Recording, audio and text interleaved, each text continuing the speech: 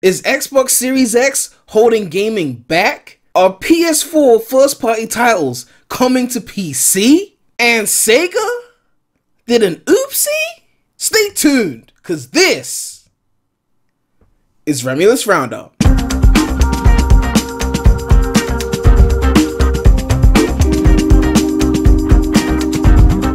Alright, so it's your boy, and we are back with REMulous roundUP, the show where I cover 3 news topics instead of the 1 news topic in REMulous roundUP mini, and I get far less views than the REMulous roundUP mini. Definitely not salty at all about that. The point is, we've got a bunch of shit to talk about today. Shit is getting hype. E3 season, you know what I mean when I say that, is starting to pop off. So we've got shit that we need to get off our chest. So let's start smacking the chest so the things come off. Oh my god. So we kick things off with this tweet by IGN. It says, Sony isn't interested in having PS5 games run on PS4 hardware, while Microsoft's Xbox Series X games will come to Xbox One for at least a year. Which approach do you prefer? Now, upon doing further digging, I found the articles that pertain to this information, so we're gonna go in depth on the shit. So yes, it says Sony says it has no interest in making PS5 games compatible with PS4, that they want to offer something that can really be only enjoyed on PS5. Ahead of its PlayStation 5's games reveal next week, which this came out in May, back when the reveal was on the 5th of June, which then got postponed to the 11th, so it's actually this week in a few days. Sony has shed more light on its next-gen transition plans, revealing that, counter to Microsoft's Xbox X strategy, Series X, fuck that stupid name, it won't be making its PS5 games compatible with PlayStation 4. Microsoft, of course, has pledged all its first-party Xbox Series X games will, for the console's first 2 years at least, be playable on existing Xbox One machines, albeit with additional bells and whistles for next-gen versions. According to Sony Interactive Entertainment's president and CEO Jim Ryan, however, that's not a strategy PlayStation plans to follow. So they've got an article that links to the Xbox version of this story, which happened in January, where they basically said don't expect first-party Xbox Series X exclusives for a couple of years. Phone it in. It says, we want to make sure that if someone invests in Xbox between now and Series X, that they feel that they made a good investment and that we're committed to them with content. Now let's go back to the Sony article before I, get into my thoughts. So it says, while Sony is now telling developers that new PS4 games must function on PlayStation 5, Ryan, speaking to GameIndustry.biz, confirmed the company has no interest in making its PS5 games compatible with PS4. We've always said that we believe in generations, he explained. We believe that when you go to all the trouble of creating a next-gen console, that should include features and benefits that the previous generation does not include. In our view, he added, people should make games that can make the most out of these features, whether it's the DualSense controller, whether it's the 3D audio, whether it's the multiple ways that the SSD can be used, which if you don't know, the SSD, like they did the conference before, basically the SSD is designed in a way that it's going to be like ultra fast, and they claim that it will completely eliminate loading, because I guess the way things will load will be so dynamic that you won't even notice any load screens or anything, but we're yet to see the implementation of that. We're thinking it's time to give the PlayStation community something new, something different, that can really only be enjoyed on PS5. And of course, they're trying to like hone in expectations, because obviously the PlayStation 5 event is happening, which I don't think they're revealing the look of the console in that event, at least they haven't said. The way to describe this is that they're revealing like the games, so we're gonna see what kind of games are running on there, which probably means a lot of exclusives are gonna be seen, essentially. But as for my thoughts on this, I agree with Sony. Like, you can sit there and make it seem like they're being selfish, like they're just trying to force people to migrate to PS5 quicker because, Spider-Man 2 is a launch title on PS5. That's not confirmed, I'm just saying. If Spider-Man 2 is a launch title, or a brand new Crash game is a launch title, you're gonna have to move, right? You're gonna have to get the PS5, right? It sounds like they're just trying to milk you for all you're worth. But we could argue the same thing applies to Microsoft as well, because everyone knows, right, that when a console's nearing to the end of its cycle, people are going to buy less of that system because they want to upgrade, right? They don't want to get a PS4 the year that PS5 is coming out, unless there's just so many PS4 games they want that it's like, fuck waiting. But if you're doing that knowing that the PS5 is coming out, then that's on you. Microsoft, you could argue, are doing the more shadier tactic, because by saying, oh, we're going to keep the same titles for the first few years, it's like, oh, so I can get an Xbox One in 2020, even though the Series X is coming out, and I'm still good for a few years. But at the end of the day, it doesn't change the end result. The end result is that you're going to have to upgrade. The moment exclusives drop on those new systems, whether you get it on launch with PS5 or you know, with the first party Xbox titles, which how many do we get nowadays? But even if it's a few years before you have to get Series X, you are still getting it. Maybe the price would have gone down a little bit, but ultimately you're just delaying the inevitable. The Sony approach, in my opinion, is better because it focuses on giving the best possible graphics and implementations right from the jump, because PS5 is going to come out and their first party titles are going to take full advantage of PlayStation 5. In certain examples, like for example, if let's say there was a first party title and it was running at 4K 60 FPS on PS5, I could see why people would be annoyed that it's not on PS4, because they could probably turn down a few things, get it to run at 30 FPS on the PS4 at, I don't know, 1440p upscale to 4K, you know, their fake 4K thing that they had on PS4 Pro or whatever, or maybe even run at 1080p 60. But then you also have the games that are pushing the graphical boundaries. Like, we saw the Unreal Engine 5 tech demo, we saw how intense that shit was. If there's a game that's running at 30 FPS 4K, barely struggling to run at 30 FPS 4K on PS5, and you're talking about making it compatible on the 4, there's no way that shit's gonna work. They're gonna have to downgrade the quality of the graphical implementation of said game if they wanted to run on PS4 as well. So from the jump, they're going to be holding the graphics back if they want to try and keep supporting old hardware. Like, the PS4 came out in 2013. The PS4 Pro was already making games that worked on PS4 Pro better and that worked worse on original PS4. Now you want to support the 5, the PS4 Pro, and the original PS4? Like, that's just ridiculous. So I'm glad that Sony are just doing the cut with the bullshit, let it run on PS5. With Xbox, they don't want those sales to drop before the Series X comes out. So, no, buy it. No, it doesn't matter if it's 3-4 months until Series X. Buy your Xbox One now. We still got stock. Spend the money, and then 2 years later, you're gonna have to buy the next system anyway, instead of that person now just waiting for Series X and buying one console because he skipped out a generation. Now he's gonna get the Xbox One just before it's irrelevant, and then he gets a few years and then straight to Series X. So Xbox are just making double the money in that case, because that person was only gonna get one system. It just kind of feels like Xbox approach is just gonna hold gaming back, honestly. And I mean, it's only their first party titles, and luckily they don't have that many of them usually, so we'll see what happens. But I feel like their approach means they're gonna have to hold things back because they're gonna have to make it run on previous gen. But to be fair, obviously Xbox is more powerful, so even getting their shit to run on Series X as well as Xbox One X, maybe it won't be the worst thing in the world for them. Plus, they really were lacking in exclusives, so I can see why they'd want to stretch one great exclusive onto both generations, you know. Like, someone said it'll be very sad if Xbox Series X games look and perform better being backwards cross-gen than PS5 only. And yeah, that means everything's riding on Sony. If they're gonna play this PS5 only bullshit, then they have to be confident that what comes out is going to look top notch. Otherwise, they're just going to look like they were cutting off previous gen for the sake of forced upgrades and not for the sake of pushing gaming forward. But yeah, it is what it is. We'll see how things pan out. I'm looking forward to seeing this PS5 event and where it goes, but only time will tell. Speaking of telling, wow, that was a lame segue, but we've got information, or leaks, rumors, whatever, suggesting that Bloodborne Remastered is coming to PS5 and PC soon, developed by Q-Lock and Bluepoint Games. I've never actually played Bloodborne, but that's not why we're talking about this. It goes deeper. They're talking about better loading times, textures and models, 60 FPS 4K ultra-wide support coming to Steam apparently, and this channel also mentions that other PS4 exclusives are heading to PC as well. Now, it doesn't guarantee every single game in this image is coming, but this is just a name. We're gonna get into this quickly. So this guy basically said that someone told him, a source that he doesn't want to reveal, so he basically got no like hardcore evidence, but he's basically saying that Bloodborne is coming to PC and PS5. But not only that, we should be expecting to see more PS4 exclusives coming to PC. Now that they've done their exclusive thing, you know, they've made their money, it's now time to make a second wave of money by putting it on the superior platform, which is the personal computer. Most of the video is obviously spent just describing exactly how the Bloodborne remaster is going to go.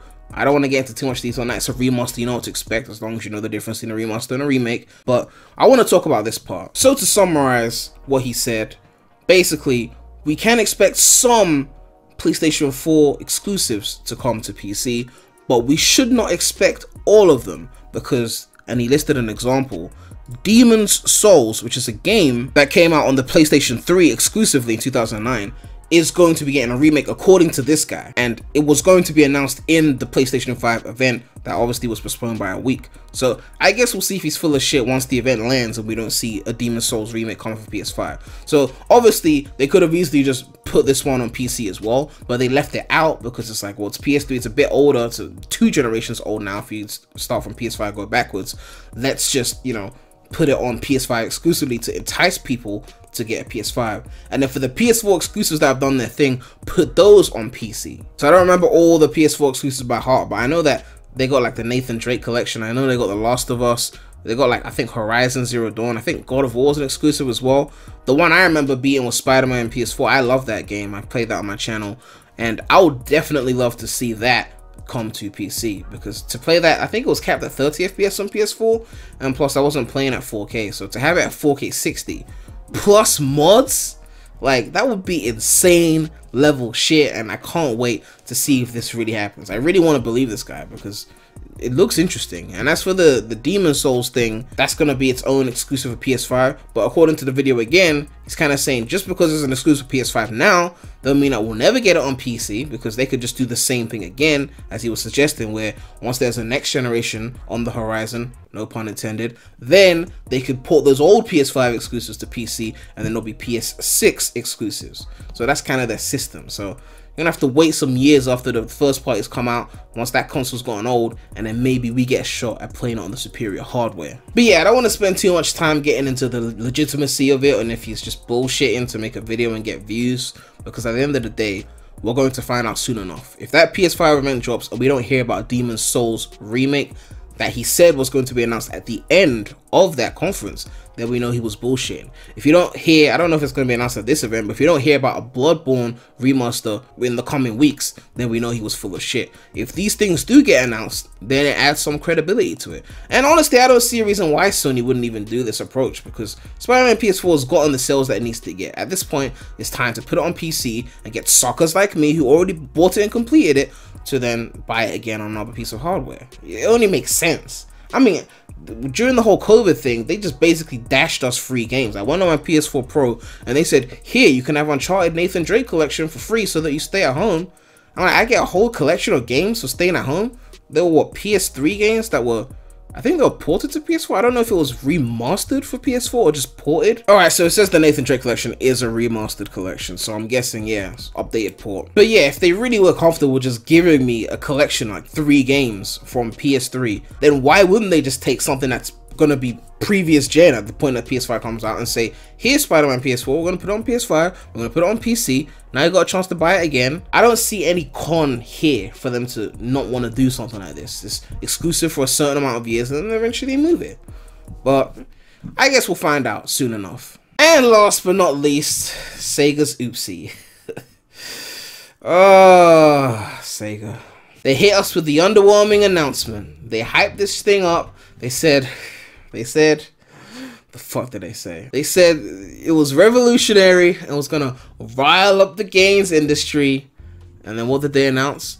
A Game Gear Micro, which is not actually what we're going to be talking about today, because that wasn't the big announcement. I made a video ranting on the Game Gear Micro. You can check that out if you want. But what we're going to be talking about today is the real news that they hyped up, which is not even really that hype of news. Maybe they think the whole world revolves around Japan. I mean, I get that this news was in a Japanese magazine, but at the end of the day, I still think that you should be considering that the whole world is going to see this shit. It's not 1993 where only people that see this Japanese magazine are people in Japan. But it turns out their big news is something called fog gaming. I know you're thinking fog cloud, is it just some Sega version of cloud gaming? Apparently not, even though I can't see anything that makes it sound different. But it says here, Sega wants to turn Japanese arcades into fog gaming data centers. And the fact that it says arcades should already show you that this doesn't apply to anything outside of Japan, even though they hype the fuck out of it. It says the company might be developing a streaming platform for arcade machines. Really? I have to admit that Sega shop does look beautiful though. Like, I would definitely go in there if I was in Japan. It says Sega marked the 60th anniversary this week with a tiny version of the Game Gear. But that's not the only thing on the company's mind at the minute. It's working on a system that will turn Japanese arcades into small data centers. According to Weekly Famitsu by Kotaku, SEGA will tap into powerful CPUs and GPUs in arcade machines as part of an ultra-low latency streaming system. It's calling the idea fog gaming, and it's based on fog computing. Devices in a fog computing system are much closer together physically than those in a cloud setup, which lowers the length of time it takes data to travel between them. As such, SEGA reckons the fog gaming platform could reduce lag to less than a millisecond. What the fuck are the differences? Okay, so for what I'm gathering from that YouTube video, basically the idea is that fog gaming is decentralized. So cloud computing rolls around, say it's Stadia. You connect to Google servers wherever they are, and you get the data from their servers. If the servers are further away, tough for you. They're closer, good for you, right? Whereas with fog gaming, the idea is that it's using decentralized hardware all over the place, essentially. So if it's closer to you, you're gonna benefit more because of the way that the shit works. It's a bit weird, but it's supposed to lower lag and improve security, essentially. So if it works, then it's like a better version of cloud gaming. Only problem is they're relying on their arcade machines to do this, and that's not really popular in the UK or in most of the world, let's be real. So it's not really going to benefit most of us, but I guess in Japan, they could see some kind of benefit off this. It says SEGA already has the basic infrastructure in place, at least in Japan. Arcades are still prevalent enough for the fog gaming system to be viable, since the company owns around 200 of them. Basically, because of COVID, they came up with this idea where, because people used to go to the arcades and play games, but because of COVID, they couldn't. Now they can still enjoy these arcade titles from home because they have a way of streaming their data. I mean, are you that into the arcade that when the arcade is closed, you want to play arcade games at home? Like, you ain't got no, like, console games to play? Like, just go play the latest arcade game? Like, you're gonna, like, when you have to insert the coins, you're gonna, like, you know, spend that money online, like, just to keep playing that machine? It seems a bit excessive for arcades. But, I mean, I'm coming from a culture where arcades are dead. Like, I went to them when I was a kid. Even then, they were getting old. They used to mix arcade machines with, like, restaurants and shit, and bowling alleys, just to keep the arcades relevant. Yeah, Japan are on their own shit, so hopefully this helps Japan out, but next time they want to talk about revolutionary and round up the games industry, you gotta be careful. Like, they could have said it's revolutionary technology and gotten away with it, but the riling up kind of made it seem like they were gonna do some hardware shit, like they were gonna make a new system. You know, I know they tried to tame expectations by saying it's not Dreamcast 2, but that just made people go, well, then it's new system with new name. Like, you should have said it's not a new console, you know, or they could have said something like, this is primarily for our Japanese viewer base, like, you know, it's not for the West. Of course, these things can be applied in the West in the future. This technology can be applied at some point, but it's going to take a long time before something like fog gaming is implemented properly in the West. But when that does happen, though, cloud gaming, or sorry, fog gaming, will probably be beneficial to those who don't have powerful hardware at home and they just want to play the latest. Like, you know, PS5 could have their own version where they have some kind of, you know, fog gaming thing, or Xbox would do it as well. Yeah, it is what it is, you know, so it was underwhelming. But yeah, that's gonna wrap it up for today's REMulous roundup. You know, we covered a bunch of topics. Let me know what you guys think about the news. Do you think that Xbox are holding gaming graphics back? Do you prefer Sony's approach? Do you believe the leaks about PS4 exclusives coming to PS5 and PC? Would you like to see them? Which games do you want to see the most? And what do you think about Sega's underwhelming news? Do you think it's not underwhelming? Are you very excited? Make sure to like, comment, subscribe, hit that bell. We got more content coming soon to the channel. We're at like 2,850 something subscribers right now, so let's hope that we hit that 3K before July. You know, I know there's some events coming up. We got the PlayStation 5 event on Thursday. We got the PC gaming show, which is usually dead, but we'll have to check out regardless, you know. But there's some news events. There's some things that are going to be worth checking out, and hopefully you guys stay tuned for that, because I'll be reacting to them, of course. If there's anything interesting, then I could do a video on it as well. But yeah, it's your boy, REMulous, Rem Gang, and I'm out.